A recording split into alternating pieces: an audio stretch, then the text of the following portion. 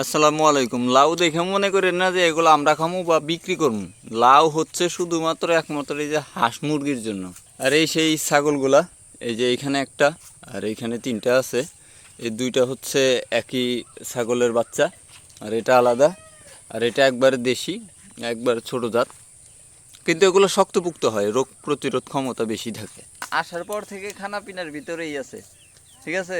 আর এই যে ইনি একটুখানি ছাগল ডাকে আইছে, মানে হিটে আইছে, প্রেগনেন্ট হবে আর কি ইনশাল্লাহ।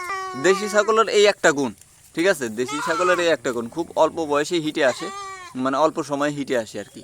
যেহেতু অনেক ছোট, হিটটা নেক্সট টাইমে দেখাবো, মানে পাঠা নেক্সট টাইমে দেখাবো, প্ল্যান আছে। নতুন খামারে এসে কেমন লাগতেছে?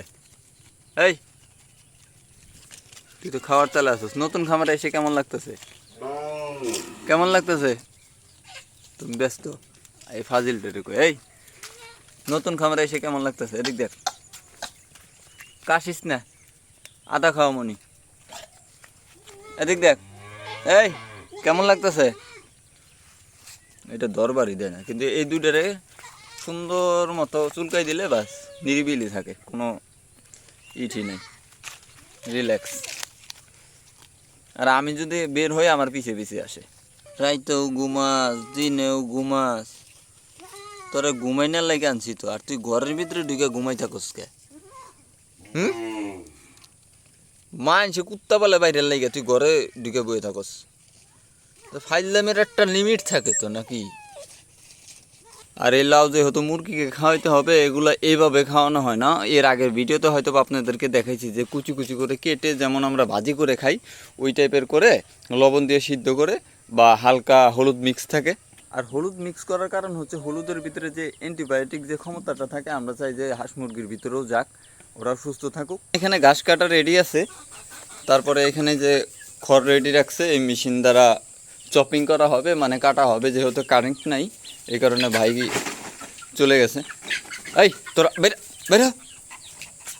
আর আমি তো আমার কাজে ব্যস্ত, কিছু পরিষ্কার করছি আর কিছু পরিষ্কার করা বাকি আছে। খামার কিন্তু কইলেই হয় না, খামার খামার খামার কইলেই হয় না। যাদের কাজ করার মনোবল আছে, যাদের মনে করেন যে এই যে গোবর ঠোবর একটু ঘিনপিত নাই, বা অনেকেই ঘৃণা করে, এই জিনিসটা যাদের নাই তারা গরু পালেন, সমস্যা নেই। আর যদি আপনার লাখ লাখ লাখ লাখ টাকা থাকে, মানে 30 লাখ 40 লাখ 50 লাখ টাকা থাকে, আপনি দুই একজন লোক রেখে কাজ করাইবেন, ভালো ভালো গরু আনবেন, সেক্ষেত্রে ঠিক আছে, কোনো সমস্যা নেই। আপনি গরুর ধারে কাছেও আপনার যাইতে হবে না, তারপরেও আপনার গরুর খামার ঠিকই চলবে। আর যদি মনে করেন যে আপনার 1-2 লাখ টাকা আছে, হ্যাঁ, তো আপনি 2-4টা গরু কিনা আপাতত শুরু করতে চাইতেছেন, নিজেরই কাজ করতে হইব। আপনি অন্যের ভরসায় থাকলে কিন্তু কাজ হইব না। নিজের ঘাস লাগাইতে হবে, নিজের ঘাস কাটতে হবে, তারপর গোবর পরিষ্কার করা লাগবে, মানে এ টু জেড সব কিছু আপনার করা লাগবে। দেখা গেছে প্রথম অবস্থায় চিকিৎসা আপনি না করলেন, অন্য আরেকজন দিয়ে করাইলেন, মানে ডাক্তার দিয়ে করাইলেন, কিন্তু আস্তে আস্তে চিকিৎসাটাও আপনার শিখতে হবে, ঠিক আছে। মূল বিষয় হচ্ছে এইটা। আর আমাদের টুকিটাকি সকালের কাজ এগুলাই। এখন আমাদের এগুলো কাজগুলো শেষ করতে করতে মিনিমাম 2 ঘন্টা সময় লাগবে। ঘাস কাটা, এই 2টা গোয়াল ঘর পরিষ্কার করা, তারপরে ছাগলগুলা জায়গায় জায়গায় বাঁধা, তারপর ছাগলের জন্য খাবার রেডি করা, এদেরকে খাবার দেওয়া। যারা এত দূর পর্যন্ত ভিডিওটা দেখছেন, যদি পছন্দ হয় ভিডিওটা, অবশ্যই একটা লাইক কমেন্ট করে যাবেন, এবং নতুন হলে চ্যানেলটা সাবস্ক্রাইব করবেন। আসসালামু আলাইকুম।